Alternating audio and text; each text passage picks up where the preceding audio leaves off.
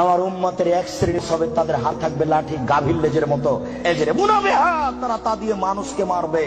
এই ছেলে, তুমি ঢাকা বিশ্ববিদ্যালয়ে ভর্তি হয়েছো, তোমাকে দেখছি তুমি লাঠি নিয়ে ছুটে যাচ্ছ, তোমার আগে আগে কিছু লোক পালিয়ে চলে যাচ্ছে, তোমার হাতে লাঠি কাপুরুষ।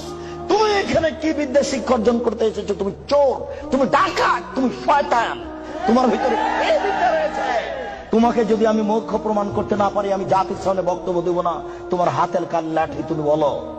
তুমি এসেছো চাঁপাইনবাবগঞ্জ থেকে পড়াশোনার জন্য, তোমার হাতে কেন লাঠি? কি দেখাতে চেয়েছো তুমি? বলো কি তুমি, তোমার হাতে কেন লাঠি? তুমি মানুষকে মারো দিন রাত, তোমাকে দেখতে পাচ্ছি পেপার পত্রিকায়। শোনো, মোহাম্মদ সাল্লাল্লাহু আলাইহি ওয়াসাল্লাম বলেছেন তুমি জাহান্নামী মুসলিম। মুসলিম মানে আম গাছে জাম ধরতে পারে, ধরে না। অমাবস্যার রাতে চাঁদ উঠতে পারে, উঠে না। শুয়ের ছিদ্র দিয়ে লাঙ্গলের ফাল ঢুকতে পারে, ঢোকে না।